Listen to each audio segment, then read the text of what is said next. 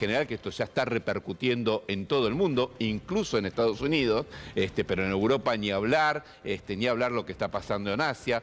Esta guerra está provocando también otras consecuencias. Por ejemplo, como uno de los países afectados es Emiratos Árabes Unidos, y Emiratos Árabes Unidos tiene una hiperconexión entre Oriente y Occidente, ¿no?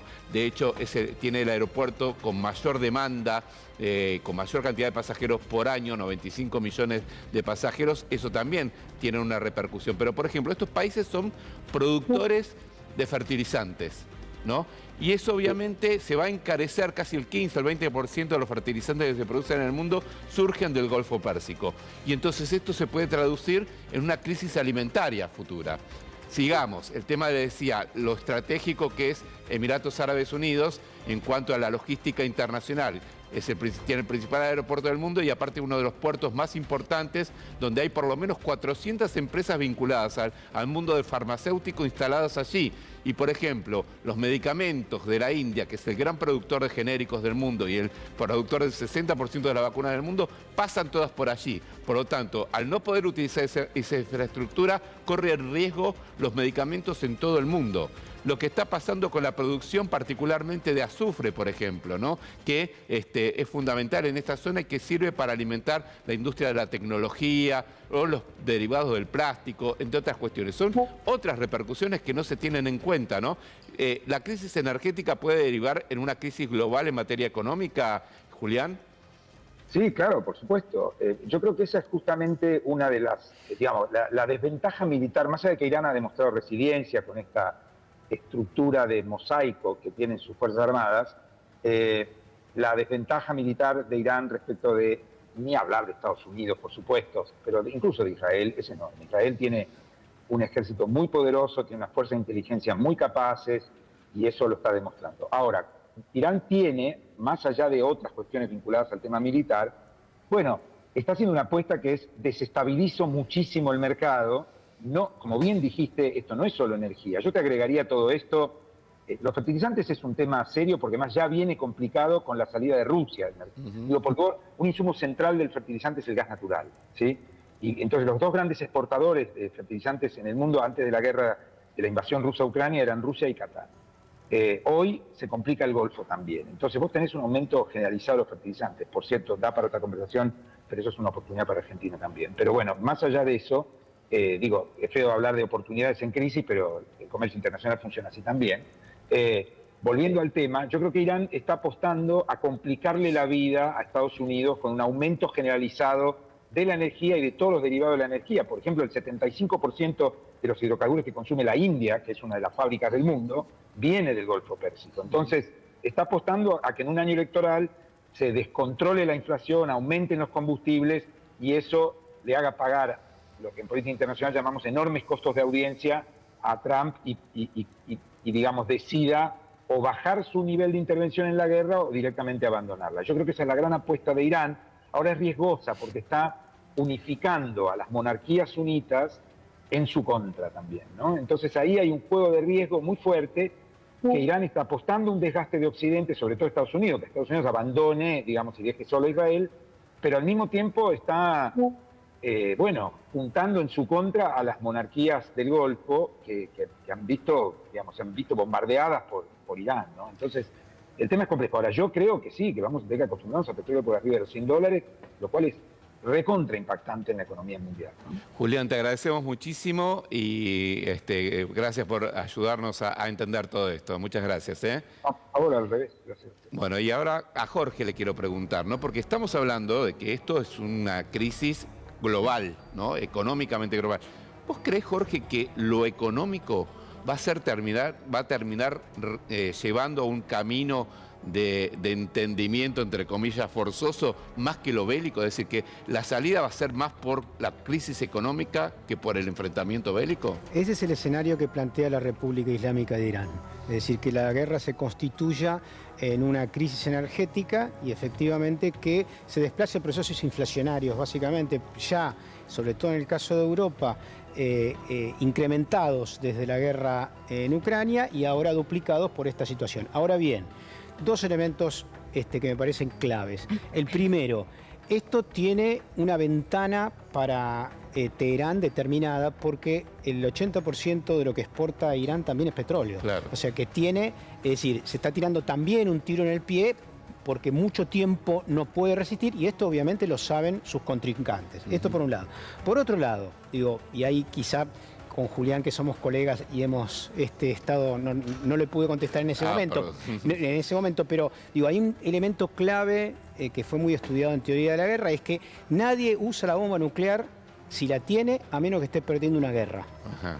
Entonces, y esto es muy importante entenderlo, porque obviamente nadie que tenga bombas nucleares va a utilizar una bomba nuclear, salvo que se vea en una posición potencial de derrota. Obviamente, perdido por perdido, obviamente que sí, los 9 países son capaces de usar una bomba nuclear y esto, por supuesto, tensiona claramente las situaciones como esta. No en el caso de Rusia, que, por otra parte, y contesto tu pregunta, es un gran ganador de esta guerra, doble ganador. Tengo una pregunta con eso. Dale. Rusia, Putin dijo la semana pasada, lanzó una amenaza más bien a Europa sobre cortarle cualquier tipo de suministro energético, el que le entrega por el gasoducto a Alemania principalmente y que después se reparte y se distribuye en Europa. Si es que eso pasa realmente, ¿eso podría generar una especie de escalada y guerra mundial, ya incluyendo otro continente dentro de esto? Ahí hay dos temas. ¿Por qué Rusia es uno de los grandes ganadores de esta guerra? Primero, porque el 20% de todo el petróleo que compraba China, que es el segundo comprador de hidrocarburos en el mundo, ahora empieza a tener que comprárselo a Rusia, que había dejado de vender parte de eso a Europa, producto de la guerra. Es decir, todo lo que no estaba vendiendo, lo está vendiendo ahora Rusia a China. Y segundo, porque los precios internacionales benefician al gran exportador, nada menos que entre el segundo y el tercero más grande del mundo de gas, que es Rusia. Y tercero, y esto es lo más gracioso de todo, porque Trump acaba de pedirle a Rusia dos cosas. Primero, que sacarle las sanciones a Rusia para que venda petróleo. Y otro elemento más, le pide a Rusia y a China que mande barcos a la zona, al Hormuz, para que habilite que siga corriendo. ¿Y qué le preocupa a Trump? Lo único que le preocupa a Trump es que el galón de nafta en Estados Unidos no siga creciendo como creció en la última semana y lo limite en sus elecciones de medio término en noviembre. Así que Trump está empantanado en una decisión obviamente alocada, típica de los personajes como Milei y compañía que habitan en este mundo, no sabe cómo salir y quien está de alguna manera liderando el proceso bélico, más allá de que supone una condena para toda guerra, etcétera, el que está llevando la guerra en este momento es Netanyahu. Claro, totalmente. De hecho, en Estados Unidos lo que se dice es que la gente que está crítica, obviamente, de esta guerra, la mayoría de la gente es crítica de esta guerra, que fue Netanyahu el que llevó a la guerra a Estados Unidos, ¿no? Esto de las narices. Exactamente, de las narices. Ahora, fíjense un dato, porque todos nos preguntamos, ¿qué pasa con China? ¿Qué pasa con Rusia? ¿Por qué no reaccionan frente a la agresión que recibió un país que es aliado de ellos como Irán? Pero fíjense las declaraciones de las últimas horas de Putin que llaman poderosamente la atención. Что в Израиле проживает почти 2 миллиона человек, выходцев из бывшего Советского Союза и Российской Федерации. Это почти русскоговорящая страна сегодня. Вот. И мы, безусловно, всегда в новейшей российской истории учитываем этот фактор. Это первое. Второе.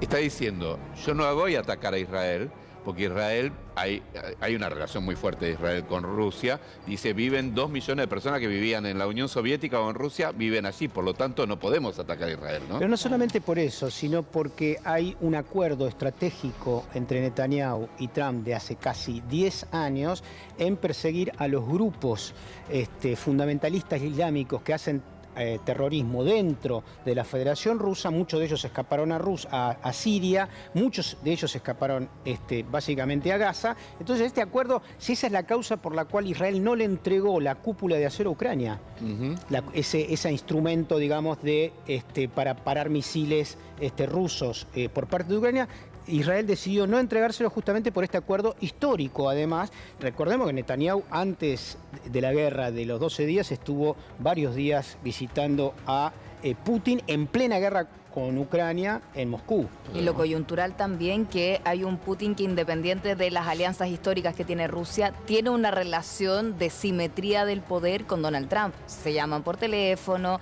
dan declaraciones, estas mismas declaraciones juegan un poco a la especulación ellos mismos, ambos mandatarios, para ver si tiene impacto comercial. Cuando baja el precio del petróleo de 120 a 83 dólares, es porque efectivamente Donald Trump, después de hablar con Putin, dice: no, creo que se está acabando esta guerra. No era así, estábamos todos clarísimos que no era así, pero era una jugada de estos dos grandes poderosos. Y además, otro elemento más, digo, Irán es parte de los BRICS y ha sido un socio relativo comercial con China, pero China con Irán no tienen tanto vínculo como se supone.